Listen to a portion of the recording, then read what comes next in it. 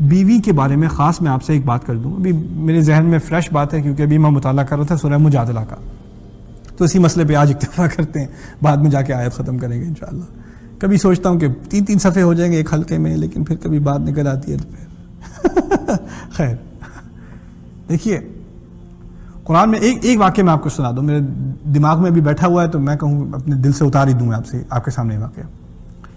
ہوتا یہ ہے کہ رسول صلی اللہ علیہ وسلم کے پاس ایک صحابیہ آتی ہیں, عورت ہے, بچوں کے ساتھ اپنے روتی ہوئی آتی ہیں. خولہ نام ہے ان کا. ابن عاشور کہتے ہیں شاید ان کا نام خویلہ تھا یا خولہ تھا, وہ بات اہم نہیں. آئی روتی ہوئی, کہتی ہے میرا شوہر مجھ سے بہت غصہ کر رہا ہے. وہ بھی صحابی, دونوں مسلمان. بہت غصہ کرتا ہے مجھ پہ. آج اس نے اتنا غصہ کیا مجھ پہ, مجھ سے اس نے زہار کر لیا. زہار عربی میں کہتے ہیں جب شوہر غصے میں آ کے اپنی بیوی سے کہے آج کے دن سے تم میری ماں کی طرح ہو. کہنے کا مقصد یہ ہے کہ میں تمہارے ساتھ اب تو میں چھوؤں گا بھی نہیں, تمہاری طرف اس طرح میں دیکھوں گا بھی نہیں. اب تو جب میں تمہارے بارے میں سوچوں گا تو میں ایسے سوچوں گا جیسے اپنی ماں کے بارے میں سوچ رہا ہوں. سوال ہی پیدا نہیں ہوتا میں تمہارے قریب جاؤں. یہ جاہلوں کے ہاں جاہلی دور میں طلاق تھی. جہالت کی طلاق کیا تھی؟ آج کے دن سے تم میری ماں کی طرح ہو.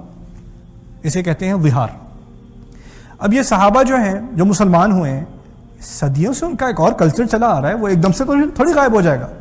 میاں بیوی میں جھگڑا ہوا, ان کا ٹیمپریچر کچھ زیادہ ہوا, انہوں نے کہہ دیا آج سے تم میری ماں ہو. اب وہ روتی بھی آ گئی رسول صلی اللہ علیہ وسلم کے پاس کہ انہوں نے کیا کہہ دیا, میرے تو چھوٹے چھوٹے بچے ہیں. ان ضممتہم الیہ ضاعوا وان ضممتہم الی جاعوا. اگر دیکھیں اگر طلاق ہو گئی ہے واقعی تو کسٹڈی کا معاملہ ہے نا, بچے کس کے پاس ہوں گے؟ یا تو شوہر کے پاس ہوں گے یا بیوی کے پاس ہوں گے.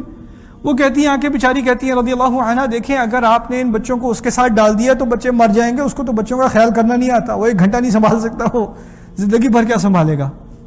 اور اگر آپ میرے پاس چھوڑ دیں تو بھوکے مر جائیں گے. میں کہاں کماتی ہوں, کماتا تو وہ ہے, کیا کروں میں؟ رسول صلی اللہ علیہ وسلم نے کہا کہ دیکھو جہاں تک میرا علم ہے, جہاں تک وہ کلچر کا تعلق ہے, جب تک اللہ تعالیٰ نے اس کلچر میں کوئی چیز حرام نہیں کر دی, رسول نے اپنی طرف سے کسی چیز کو حرام نہیں کیا, حرمتی علیہ, دیکھو جہاں تک میرا تعلق ہے تمہیں اس کے نزدیک نہیں جانا چاہیے ابھی, جہاں تک میرا علم ہے. پھر رونا شروع کر دیا, آواز اونچی کرنی شروع کر دی, دھاڑے مارنے شروع کر دی, بچے بھی سامنے رو رہے ہیں, نہیں مجھے اور کوئی جواب دیں, اور کوئی جواب دیں, اور کوئی جواب. اب دیکھو رسول صلی اللہ علیہ وسلم کے سامنے آواز اونچی کرنا کوئی چھوٹی بات نہیں ہے. آیات آ چکی ہیں. وہ دوسری آیات کیا ہیں کہ وَلَا تَجْهَرُوا لَهُ بِالْقَوْلِ, اپنی آواز کو رسول صلی اللہ علیہ وسلم کے سامنے ان کو پکارتے ہوئے اپنی آواز اونچی مت کرنا, یہاں تک کہ ان کا مبارک نام لیتے ہوئے بھی اپنی آواز اونچی مت کرنا. أَن تَحْبَطَ أَعْمَالُكُمْ وَأَنْتُمْ لَا تَشْعُرُونَ, اگر تم نے اپنی آواز اونچی کی, کیونکہ وہ کچھ اس وقت کے پینڈو جسے عربی کہتے ہیں, اس وقت کے پنڈ کے لوگ جب آئے تھے رسول صلی اللہ علیہ وسلم کے پاس, ان کو زیادہ شہری تمیز نہیں تھی, باہر کھڑے ہوئے رسول صلی اللہ علیہ وسلم کے اپارٹمنٹ میں کھڑے ہو کے کہتے ہیں یا محمد اخرج علینا, محمد ذرا باہر آنا, کچھ سوال تھے آپ کے لیے. رسول اللہ نہیں کہا, محمد کہا. ان کی اپنی بیوی ان کو رسول اللہ کہتی ہے, ان کا سب سے قریبی دوست ان کو دوست نہیں کہتا, رسول اللہ کہتا ہے صلی اللہ علیہ وسلم.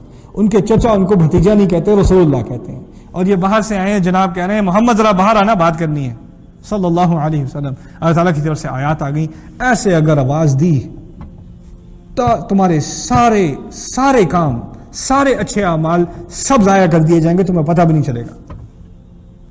اس نے کوئی گالی تو نہیں دی, اس نے کوئی بدتمیز بات تو نہیں کی, اس نے تو اتنا خوبصورت نام استعمال کیا ہے. کیا نام ہے؟ محمد. ہم تو بڑے بڑے پوسٹر بناتے ہیں یا محمد, اور اس روایت میں ہے یا محمد اخرج علینا. آیات آگیں کہ دیکھو تم رسول سے اس طرح بات نہیں کر سکتے. وَاعْلَمُوا أَنَّ فِيكُمْ رَسُولَ اللَّهِ, یہ اچھی طرح جان لو تمہارے درمیان اللہ کے رسول ہیں, کوئی ایسی میسی شخصیت نہیں ہے. تو اب یہ بات سمجھنے کے بعد اب اس خولہ کے قصے میں واپس آئی ہے. یہ عورت اب اونچی آواز کر کے رسول صلی اللہ علیہ وسلم سے جھگڑے پہ اتر آئی ہے. نہیں مجھے بتائیں, آپ چھوڑ نہیں رہی پیچھا. رسول صلی اللہ علیہ وسلم کہتے ہیں ما عندی لکی شیء, میرے پاس تمہارے لیے کچھ بھی نہیں ہے. اب سمجھنے کی کوشش کیجئے کیوں کچھ نہیں ہے. اگر چاہتے تو کہہ سکتے تھے کچھ, کیوں کچھ نہیں ہے؟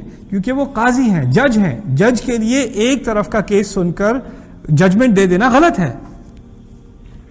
اگر آپ نے ججمنٹ دینی ہے, کوئی رود ہو بھی رہا ہو, لیکن آپ کو دونوں طرف کی بات سننے سے پہلے کیس کی ججمنٹ نہیں دینی. انہوں نے کتنی طرف کی بات سنی تھی؟ ایک تو بیوی کی بات سن دی، شوہر نہیں آیا، جب تک شوہر کی بات نہ سنی کیسے کہہ سکتے ہیں کچھ؟ وہ خاموش رہے، کچھ نہیں کہا، اب وہ رو رہی ہے اور وہ اونچی آواز کر رہی ہے۔ اب میرے نزدیک آیات آنی چاہیے جو اس عورت کو کچھ تمیز سکھائیں، پتہ چلے اسے کس سے بات ہو رہی ہے۔ اب دیکھیے، میں آگے بات کرنے سے پہلے آپ کو سمجھا دوں، کبھی کبھار گھر میں بیوی غصے میں آ کے اونچی آواز میں بات کرتی ہے اور پھر آپ کو فوراً اپنی انا آتی ہے، تم ہو رہی ہے مجھول، کیا سمجھا ہوا تم نے، اوقات سمجھو اپنی۔ یہ عورت کسی بھی مرد سے بات نہیں کر رہی ہے، رسول اللہ سے بات کر رہی ہے صلی اللہ علیہ وسلم، اور اس انداز میں جسے عربی میں کہا جاتا ہے مجادلہ، جدال، جھگڑ کر بات کرنا، جھگڑا کرنا۔ قد سمع اللہ قول التي تجادلك في زوجها وتشتكي الى اللہ واللہ يسمع تحاوركما ان اللہ سمیع بصیر۔ اللہ تعالیٰ نے اس عورت کی آواز جو آپ کی طرف آ کر آپ سے جھگڑا کر رہی ہے اس کی آواز سن لی، اور اللہ آپ دونوں کا مکالمہ جو ہو رہا ہے، محاورہ، مکالمہ جو ہو رہا ہے، اس کو غور سے سن رہا ہے۔ اللہ تعالیٰ نے جان بوجھ کر آیات نازل نہیں کی، اللہ تعالیٰ چاہتے تو اس عورت کے آنے سے پہلے ہی آیات نازل ہو جاتی کہ کیا کرنا چاہیے۔ یہ سارا جھگڑا ہونا تھا، یہ دنیا کو دکھانا تھا، یہ ہر مسلمان کو دکھانا تھا کہ اگر عورت کے ساتھ گھر میں مارا بھی نہیں، الفاظ کی زیادتی ہے نا، ہاتھ کی زیادتی نہیں ہے، پٹائی کی زیادتی نہیں ہے، تو صرف الفاظ کی زیادتی ہے۔ اس کے بارے میں بھی اگر عورت آ کر رسول کے سامنے آواز اونچی کرے تو اللہ تعالیٰ اس عورت کی سائڈ لے گا۔ یہ دیکھیے، آپ سمجھنے کی کوشش کیجیے، اب یہ کون سا دین ہے اور ہمارے گھروں میں کون سا دین ہے؟ کون سا اسلام ہے یار؟ یہ قرآن والا اسلام تو نہیں ہے آپ کا، کہیں اور سے آپ اسلام لے کر آئے ہیں جس میں آپ کے دماغ میں جو بات سیٹل ہوئی ہے کہ دیکھو مرد کا یہ مقام ہے اور اس کی یہ عزت ہونی چاہیے اور وہ یہ کر سکتا ہے، یہ کر سکتا ہے، یہ کر سکتا ہے، ٹھیک ہے۔ جب آیات اللہ تعالیٰ کی آ گئیں تو اس سے اونچی کیا بات ہوگی؟ وَكَلِمَةُ اللَّهِ هِيَ الْعُلْيَا۔ کہتے کیوں ہو کہ اللہ تعالیٰ کا کلام سب سے اونچا ہے؟ یہ کہتے کیوں؟ اس کا اگر تمہارے گھر میں کوئی اثر نہیں ہے تو چھوڑو بات، پھر اپنے گھر کی خیرکم خیرکم لأہلہ، تم سے بہترین وہ لوگ ہیں جو اپنے گھر میں سب سے بہترین۔ اور دیکھیے، آپ اندازہ کیجئے، یہ چھوٹی سی بات کسی نے بدتمیزی میں غصے میں آ کے الٹی سیدھی بات کر دی اپنی بیوی سے، چلو اللہ تعالیٰ نے اچھا اس کو نہیں کہنا چاہیے تھا، ہو سکتا ہے آیا تھا اس نے غلط کہا، اس کو استغفار کرنی چاہیے۔ الذين يظاهرون من نسائهم ما هن امهاتهم ان امهاتهم الا اللائي ولدناهم وانهم ليقولون منكرا من القول وزورا وان الله لعفو غفور۔ دیکھو، جن لوگوں نے اپنی عورتوں کے ساتھ زہار کیا ہے، یہ ان کی مائیں نہیں بن گئیں، یہ مائیں نہیں بن گئی ان کی بکواس کی وجہ سے۔ ان کی مائیں صرف وہ ہیں جنہوں نے ان کو پیدائش دی ہے، اور یہ اپنے منہ سے منکرا من القول، ان سنی بات، غلط گھٹیا بات کر رہے ہیں، وزورا، اور بہت گھٹیا قسم کا جھوٹ بول رہے ہیں، وَإِنَّ اللَّهَ لَعَفُوٌ غَفُورٌ۔ اب انسان ڈر جائے، وہ بھی مسلمان ہے، یہ کیا بات؟ اللہ تعالیٰ نے کتنی بھاری آیات میری وجہ سے نازل کر دی، پھر اللہ تعالیٰ نے آخر میں اس کو کچھ امید بھی دے دی، کہہ دیا اِنَّ اللَّهَ لَعَفُوٌ غَفُورٌ۔ نہیں، واقعی اللہ تعالیٰ بہت زیادہ معاف کرنے والا، محبت سے معاف کرنے والا بھی ہے۔ تو مر جو ہے، چلو تھوڑی تسلی ہو گئی، اچھا اتنا برا مسئلہ نہیں ہے، اللہ تعالیٰ معاف کرنے والا ہے۔ اچھا، ابھی بتاتے ہیں کیسے معاف کرنے والا ہے۔ والذین یظاہرون من نسائہم ثم یعودون لما قالوا۔ پھر جنہوں نے اس قسم کی بات اپنی بیوی سے کی ہے، الٹی سیدھی بات اس طرح کی، تو میری ماں کی طرح ہوں، ایسی بات اپنی بیوی سے کی ہے، اور پھر وہ واپس لیتے ہیں، نہیں سوری میں نے ایسی بات کر دی تھی، میں ایسی بس جذبات میں آ گیا تھا، تمہیں تو پتہ ہے مجھے غصہ ہوتا ہے تو مجھے پتہ نہیں چلتا میں کیا کہہ رہا ہوں، میں نے واقعی یہ کہا تھا، میں نے نہیں کہا ہوگا، واقعی نہیں میں ایسا، واقعی اچھا نہیں، پھر تو بس دیکھو ہوتا ہے کبھی کبھی نا، تمہیں تو پتہ ہے اللہ تعالیٰ معاف کر رہے ہیں تو تم بھی معاف کر دو۔ دیکھو اللہ تعالیٰ کیسے معاف کرتے ہیں۔ اب جا کے تم کسی غلام کو فری کرو، آزادی دو غلام کو، فتحریر رقبۃ، جا کے غلام ڈھونڈو اور اس کی گردن چھڑواؤ، اسے کہتے ہیں کفارہ۔ اور کسی غلام کی گردن چھڑوانا چھوٹا کفارہ نہیں ہے، بہت بڑا کفارہ ہے۔ جب دین میں کوئی بہت بڑا گناہ ہو جائے نا، اس کا کفارہ ہوتا ہے کیا؟ غلام کی گردن چھڑوانا، غلام کو آزاد کرنا، اس سے پہلے کہ وہ ایک دوسرے کو چھو سکیں۔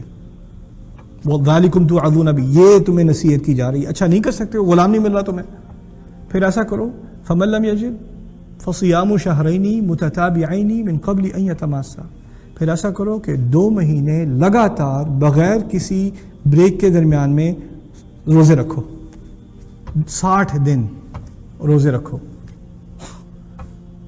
اب مجھے یہ سمجھ نہیں آتی کہ قرآن میں اگر آپ نے کوئی قسم کھائی ہے، کوئی غلط بات کی اور آپ نے قسم توڑنی ہے، قسم توڑنے کا کفارہ پتہ ہے آپ کو کیا ہے؟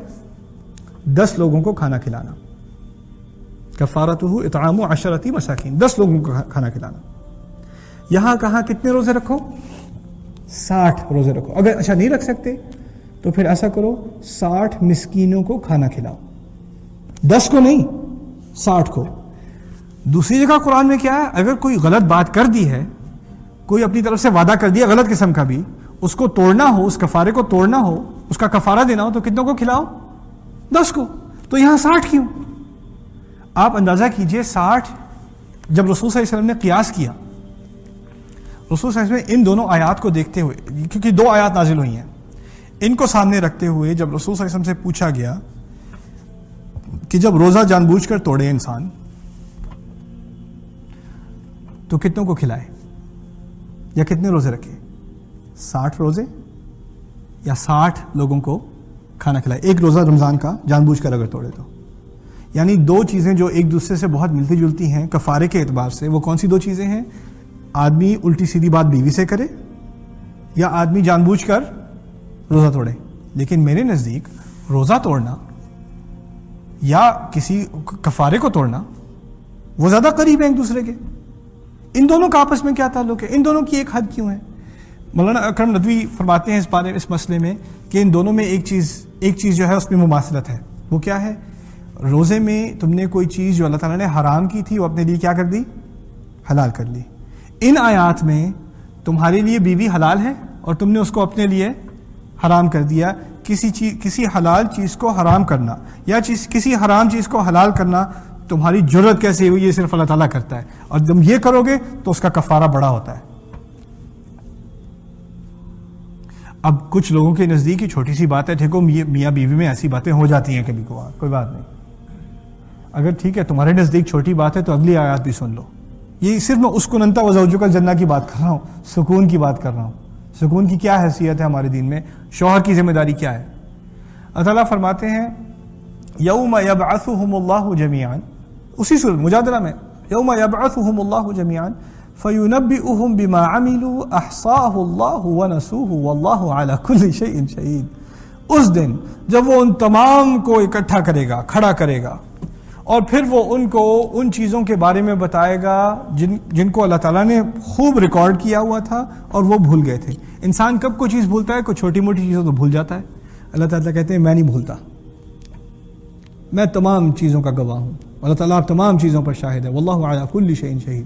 اس آیت کی کیا مناسبت ہے؟ کچھ لوگوں کے نزدیک ایسی بات گھر میں جب اننیسیسری قسم کا غصہ کرے شوہر، ابیوز کرے، یا سائیکولوجیکل ابیوز ہو یا فزیکل ابیوز ہو، اس کو کچھ بھی نہ سمجھے، یہ تو میرا حق ہے، یہ نہیں کرتے تو اور کیا سمجھا ہوا ہے، ورنہ سر پہ چڑھ جاتی ہیں عورتیں، پتہ ہے؟ یہ نہ اس کی ویڈیو نہ دیکھا کرو،